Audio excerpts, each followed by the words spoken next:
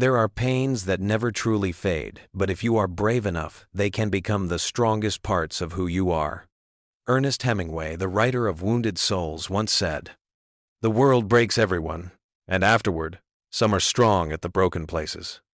He wrote these words after witnessing war, loss, and the collapse of humanity itself. It was not a lament, but a solemn declaration. Pain doesn't destroy us, it forges us. Perhaps only when the heart cracks open do we finally have enough space to understand what it means to live. Someone once said, "Love doesn't die, it simply turns into memory, quietly living in the letters that were never sent." Amid yellowed pages, someone keeps writing, knowing there will never be a reply. The world has broken her, taken everything away, yet left her with one fragile belief, that even in ruin, people can still learn to love again. And perhaps it was within her deepest wreckage that her heart grew strong once more. The echoes of bombs still rumbled somewhere in the torn night. The crumbling walls seemed to weep. Amid the ruins, a young soldier sat beneath a flickering oil lamp, his trembling hands writing one final letter. "My love, if I never return, please believe that I fought until the very last breath, not because I was brave, but because I had nothing left to lose." That letter, the last letter, was not only for the woman he loved, but also for the version of himself who once believed the world was fair.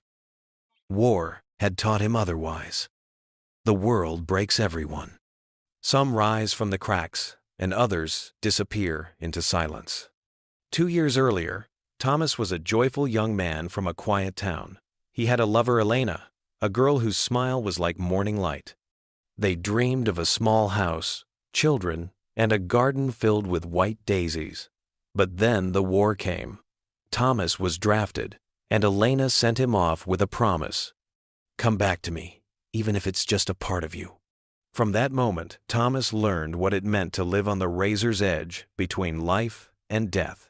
He saw his best friend fall, just one heartbeat too late. He trembled the first time he fired his gun. And he wept when he realized he could no longer feel anything at all. One night, Thomas received an impossible order to deliver classified information through enemy lines, a suicide mission. He wrote that letter before leaving, yet fate, cruel as it was, let him live. He returned home, body intact, but soul shattered. Elena ran to him, crying like a child, but in Thomas's eyes, there was only emptiness. He looked at her without emotion, no longer the man she once loved. That night, while she slept, he opened a box of letters, promises, dreams, and the last letter he never sent. Reading each word, he realized the man who wrote them had died on the battlefield. What remained was merely a hollow shell trying to survive. At dawn, he left the house, leaving behind a single line: "I don't know who I am anymore, so I'm going to find the part I lost." Years passed. One day, Elena received an old, weathered envelope with no sender's name. Inside was a new letter from Thomas.